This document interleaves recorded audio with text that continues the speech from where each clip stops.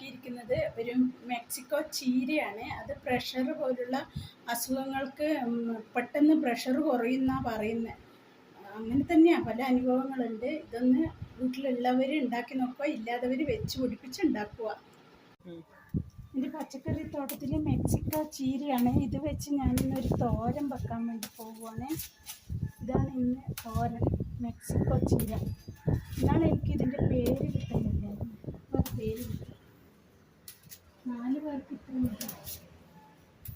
ചീര നല്ലപോലെ കഴുകി, അതിനൊരു ചെറിയ കറയുണ്ട്, അത് നല്ലപോലെ കഴുകി മാറ്റിയതിന് ശേഷം ഞാനിത് തോരന് വേണ്ടി അരിയുവാണ്. 1/4 മുറി സവോളയും കൂടി അരിഞ്ഞ് ഇതിൽ വറവിലേക്ക് ഇടാൻ വേണ്ടിയാണ്.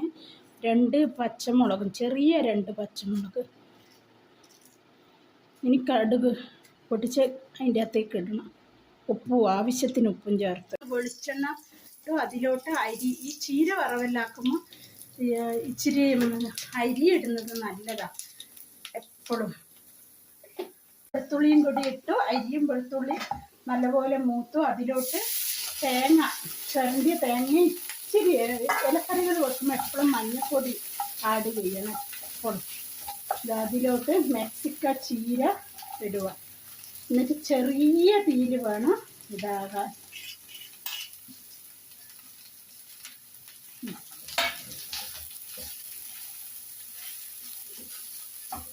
തീ കുറച്ച് ചെറിയ തീയിൽ.